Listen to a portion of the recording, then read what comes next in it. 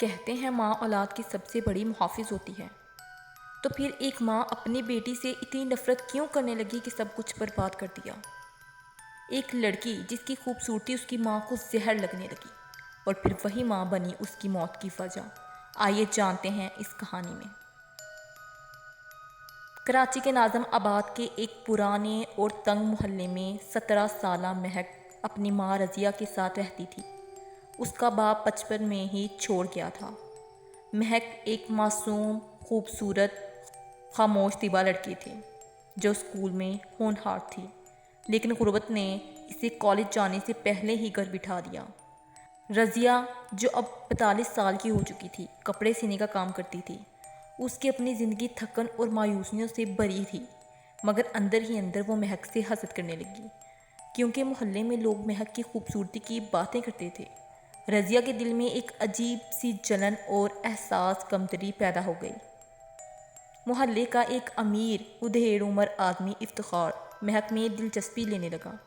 ایک دن رضیہ جو اس کی ماں تھی، اس نے مہک کو افتخار کے ساتھ باتیں کرتے اور ہنستے دیکھا۔ اس کا دل جل گیا۔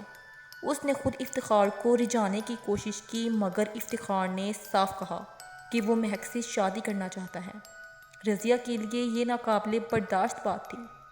وہ نہ یہ برداشت کر سکتی تھی کہ لوگ اس کی بیٹی کے حسن کی تعریف کریں، نہ یہ برداشت کر سکتی تھی کہ کوئی اس کی بیٹی سے شادی کرنا چاہے اور وہ خود سایہ بن کے رہ جائے۔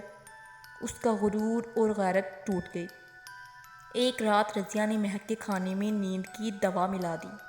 جب مہک بے ہوش ہو گئی تو رضیہ نے اسے رسنوں سے باندھا، ایک کپڑے کی تھیلی میں بند کیا اور اسے قریبی نالے میں پھینک دیا۔ محلے والوں نے 3 دن بعد نالے میں ایک لاش دیکھی۔ وہ مہک کی تھی۔ اس کی آنکھیں کھلی ہوئی تھیں، بدن پر خراشیں تھیں اور چہرہ سوجا ہوا تھا۔ محلہ چونک اٹھا۔ پولیس نے تفتیش شروع کی۔ پہلے رضیہ نے لا علمی ظاہر کی، مگر جب مہک کے موبائل سے افتخار کے پیغامات نکلے تو سارا راز کھل گیا۔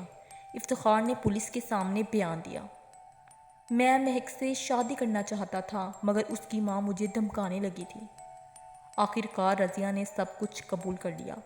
عدالت میں روتے ہوئے بولی، میں نے اپنی عزت بچانے کے لیے یہ سب کیا، لیکن اب لگتا ہے کہ میری غیرت نے میری ماں ہونے کی حیثیت چھین لی۔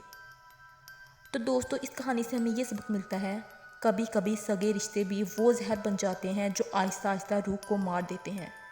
اس کہانی نے یہ ثابت کر دیا کہ صرف خون کا رشتہ کافی نہیں، دل کا رشتہ ہونا بھی ضروری ہے۔ تو دوستو، اگر آپ کو میری یہ کہانی پسند آئے تو میرے چینل کو ضرور سبسکرائب کریں، تاکہ میں آپ کے لیے ایسی نئی نئی کہانیاں لاتی رہوں۔ شکریہ۔